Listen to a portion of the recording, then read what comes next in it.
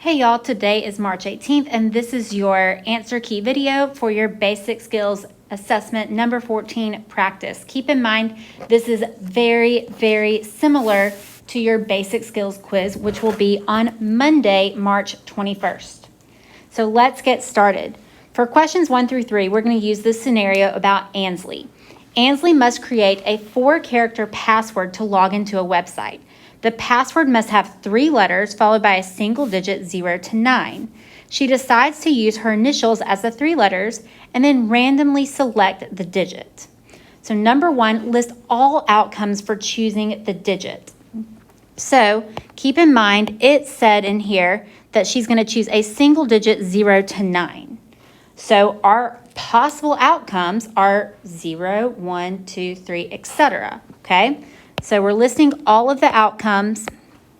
So I'm going to list 0 to 9, and I'm going to separate them by commas. So 0, 1, 2, 3, 4, 5, 6, 7, 8, and 9. Okay, so those are all of the possible outcomes for choosing the digit. Now we want to list the number of ways each event can occur. So how many ways, or what are the ways that choosing a number that is greater than 6 can occur? First of all, I need to know that greater than 6 means that 6 is not included, and it's the numbers bigger than 6. So we are talking about the numbers bigger than 6, which are just 7, 8, and 9. So I'm going to list just those numbers right here. So 7, 8, 9, and I just separated them with commas. Okay, so now let's look at number 3. List the number of ways each event can occur for choosing a number that is at most 4. Well, I need to understand that at most means that 4 is included, and it's actually the numbers less than or equal to 4. So I'm talking about these numbers here. So I'm just going to rewrite those right here. Okay, so we have 0, let's make that a little bigger, 0, 1, 2, 3, and don't forget to include 4, because 4 is included this time.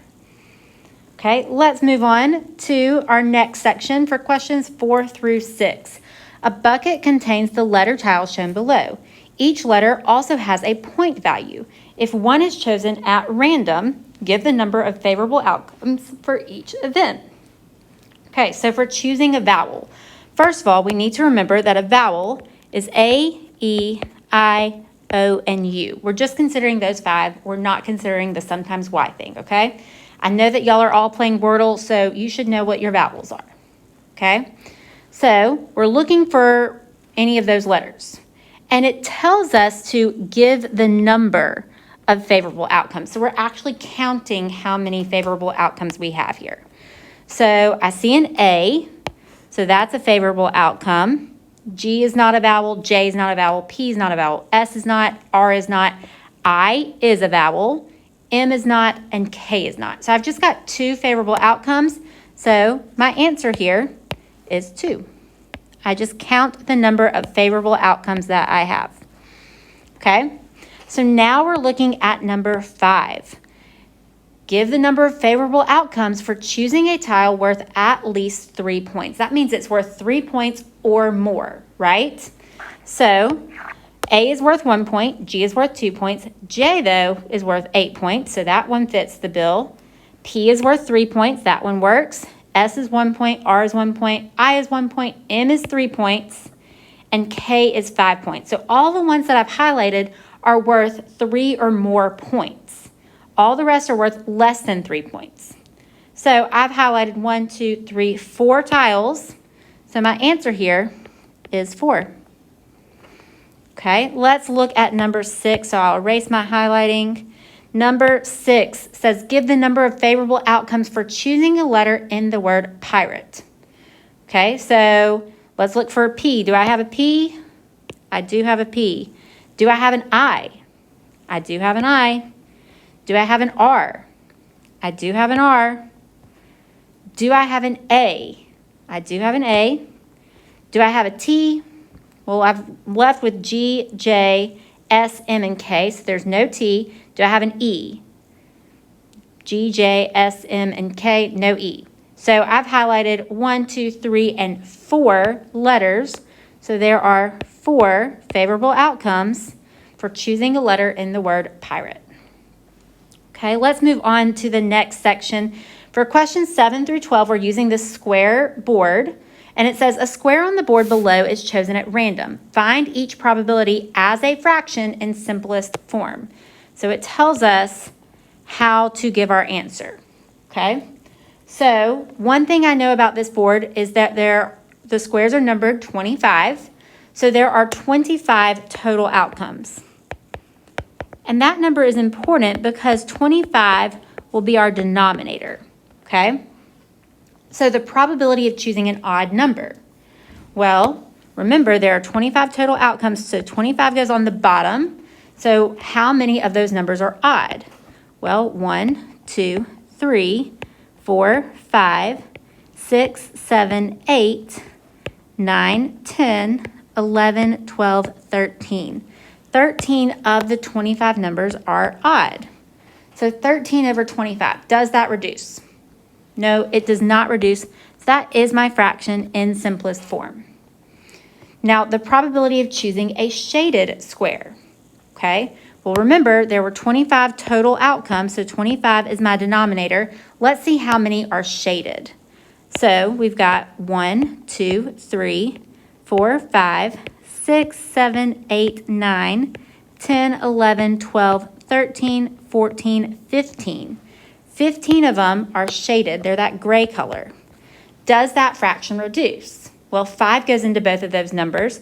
So 15 divided by 5 is 3, and 25 divided by 5 is 5. So 3/5.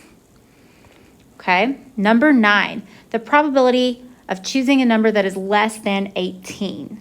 So less than 18 means that 18 is not included. So I'm talking about the numbers 1 through 17 here. Well, how many numbers is that? Well, it's simply 17 numbers. I'm talking about all of these numbers here, and that's 17 numbers. So 17 out of 25. Does that reduce? In this case, it does not. So 17 over 25 is my answer. Okay, so the probability of choosing 22. Well, we know there's 25 total outcomes. How many times does 22 show up on the board? Well, it shows up just one time right there. So there's only one favorable outcome. So 1 over 25 is my probability, and that does not reduce. Number 11, probability of choosing an unshaded or even square. Okay, so unshaded or even, I want to make sure I don't count anything twice here. So I'm going to switch to my highlighter. So unshaded or even. So 1's not shaded, 3's not shaded. So I'm highlighting all of these that are not shaded, right? So I have highlighted 1, 2, 3, 4, 5, 6, 7, 8, 9, 10. So 10 of them are not shaded. Now, or even. So I'm going to add the even numbers that I have not highlighted already, okay? So 2, 4, 6, 12, 14, 16, 20, 22, and 24. Now I need to see how many total I've highlighted, right? So it doesn't really matter that there were 10 that were unshaded. How many have I highlighted here? Well, 1, 2, 3, 4, 5, 6, 7, 8, 9, 10, 11, 12, 13, 14, 15, 16, 17, 18, 19. I've highlighted 19. So there are 19 favorable outcomes out of 25 total outcomes. Unfortunately, that does not reduce either, so that is my fraction in simplest form. And finally, number 12. Let's erase my highlighting here. So number 12, probability of choosing a number that's a multiple of 4 and no more than 18. So no more than 18 means less than or equal to 18. But it also has to be a multiple of 4. So multiples of 4 mean I'm counting by 4. So 4, 8, 12, 16. Multiples of 4 would continue going on, but we're given this criteria of no more than 18. And if I keep on going, the next multiple of 4 is 20. So I can stop right here.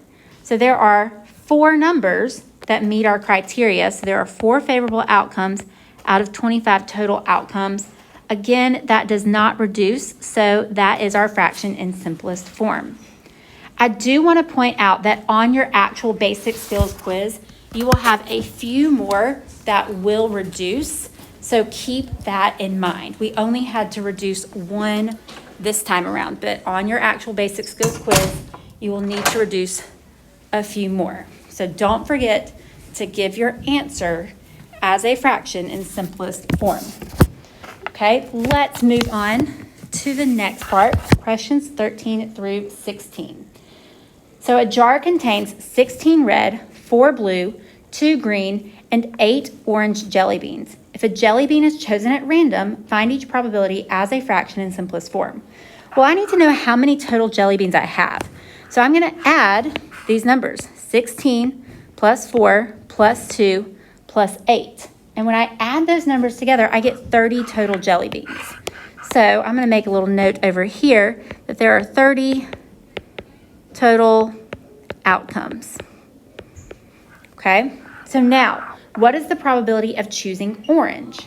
Well, it tells me that there are 8 orange jelly beans. So we've got 8 divided by 30, or 8 over 30. Now, we want to give our fraction in simplest form. So does this reduce? Well, they're both even numbers, so 2 goes into both. 8 divided by 2 is 4, and 30 divided by 2 is 15. So 4 over 15, I can't reduce any further, so that is my fraction in simplest form. Let's look at number 14, the probability of choosing green or blue. Well, there are 2 green jelly beans, and there are 4 blue jelly beans. So 2 plus 4 is 6. So 6 favorable outcomes out of 30 total outcomes. Well, 6 over 30, does that reduce? 2 goes into both. 6 divided by 2 is 3, and 30 divided by 2 is 15. So 3 over 15 is my answer. Or sorry, no, that continues to reduce, right? 3 goes into both of those. So 3 divided by 3 is 1, and 15 divided by 3 is 5. So 1/5 is actually my answer in simplest form. Okay, let's look at number 15, the probability of not red. So anything but red. Well, there are 16 red jelly beans. So 30 minus 16, I'm sorry that my 4th period is banging on my door, y'all. 30 divided by 16 is 14. So there are 14 favorable outcomes out of 30 total outcomes. Well, does that reduce? Yes. 2 goes into both of those numbers, so 14 divided by 2 is 7, and 30 divided by 2 is 15. So I have 7 over 15, which does not reduce any further. Okay, now number 16, the probability of choosing red and green. Well, here's the thing. We're choosing 1 jelly bean, and each jelly bean is only 1 color. Can I pick one that is both red and green? No, I cannot. So my probability in this case is 0. Okay, let's move on to the next section. For questions 17 through 20, the spinner to the left is spun 100 times. Results are shown in the table. So number 17, theoretically, what is the probability of the spinner landing on an E? Well, E shows up 1 time out of 5 total sections. So there is 1 favorable outcome out of 5 total outcomes. Can I reduce that fraction? No. So that is my probability. That is my theoretical probability. Remember, that's what we expect to happen. Now, 18, based on the experiment, what is the probability of the spinner landing on an E? Okay, well, we know that the spinner was spun 100 times. So my denominator is going to be 100, right? Now, how many times did it land on E? Right here, it tells me it landed on E 20 times. So that's my numerator. So 20 divided by 100. Well, the first way I can reduce that is to take off a 0, so I have 2 over 10. Okay, does that reduce any further? Yes. 2 goes into both of those numbers. 2 divided by 2 is 1, and 10 divided by 2 is 5. So my experimental probability is also 1/5. Now keep in mind, theoretical probability and experimental probability don't always match. In this case, they happen to match, and that's okay. Number 19. Theoretically, if the spinner is spun 350 times, how many times would you expect it to not land on R? So because it says if the spinner is spun 350 times, I know I'm predicting here. Okay, how many times would you expect it to not land on R? Well, it lands on R 26 times, right? Or sorry, let's first talk about theoretical probability. R is 1 letter out of 5. So there are 4 other letters that are not R. So 4 favorable outcomes out of 5 total outcomes. I'm going to take that probability and multiply it by 350. So the way I type this into my calculator is 4 divided by 5 times 350. Well, let's put that into my calculator. We have 4 divided by 5 times 350, and we get 280. So equals 280 times. Okay, now let's talk about based on the experiment. Based on the experiment, if the spinner is spun 350 times, how many times would you expect it to not land on R? Well, we know that it was spun 100 times, so my denominator is 100, and it landed on R 26 times, so 100 minus 26. 100 minus 26 is 74. So it landed on not R 74 times. I can reduce that, but it's not necessary because my next step is just to multiply that times 350. And when I put this into my calculator, I type 74 divided by 100 times 350. So let's do that and see what we get. So 74 divided by 100 times 350 is 259. So 259 times.